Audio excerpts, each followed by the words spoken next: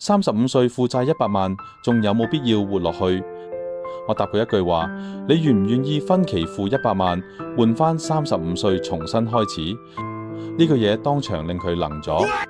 今日我想同你講，點解保住9命先係你人生最值錢嘅能力。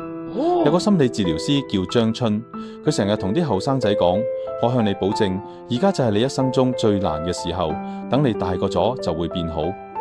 佢仲話：如果你活得太辛苦，可以求其咁活住先，當自己死咗咁生存。只要唔做傻事，你自然就會活落去，活到有一日你會發現人生仲係值得過嘅。我好認同呢句說話，因為我自己都係咁捱過嚟嘅。中學差1分入唔到理想嘅學校，覺得成個天塌落嚟。做救護員嗰2年，又累又悶，以為自己冇用。之後投資蝕錢，俾人呃，惹上官非，次次都覺得頂唔順。但係每次最多2個月，又好似咩事都冇發生過咁。你知我點解仲企喺度？因為時間會將所有深淵變成淺灘。你以為嘅絕境，其實只係時間軸上面一個點。路係行下先會闊，但前提係你要活到嗰一日。跟住個粉絲又問我：咁辛苦活住為乜嘢？我答佢：人生最大嘅意義其實係白嫖。冇錯，就係白嫖。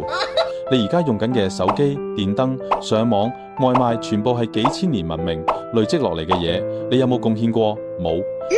但你咪又係照用可也。你一出生就有人幫你設計好晒呢啲嘢，仲有咁多娛樂內容任你睇。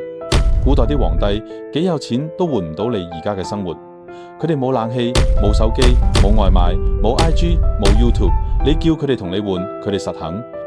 但你肯唔肯換？梗係唔肯啦。你冇咗手機10分鐘都頂唔順啦。世界辛辛苦苦發展咗幾千年，就係為咗服侍你，等你一出世就享受到最好嘅嘢。而你活得越耐，見到嘅嘢就越多，白嫖得就越多。我老豆嗰代有餐飽飯食就偷笑，我細個嗰陣連 call 機都未普及，到我個侄仔出世，巨型機械人都開始出街啦。你話你而家啲債、感情、焦慮有幾大件事，同見證時代變遷比起嚟，真係濕碎。時間會將所有苦難變成笑話。保住條命唔係認輸，係你見證未來最重要嘅入場券。唔好喺時間準備俾你打折，甚至免費嘅時候自己提早離場。關注 Jackie， 從救護到創富，帶你睇清點樣將絕境變成起點。我哋下期再見。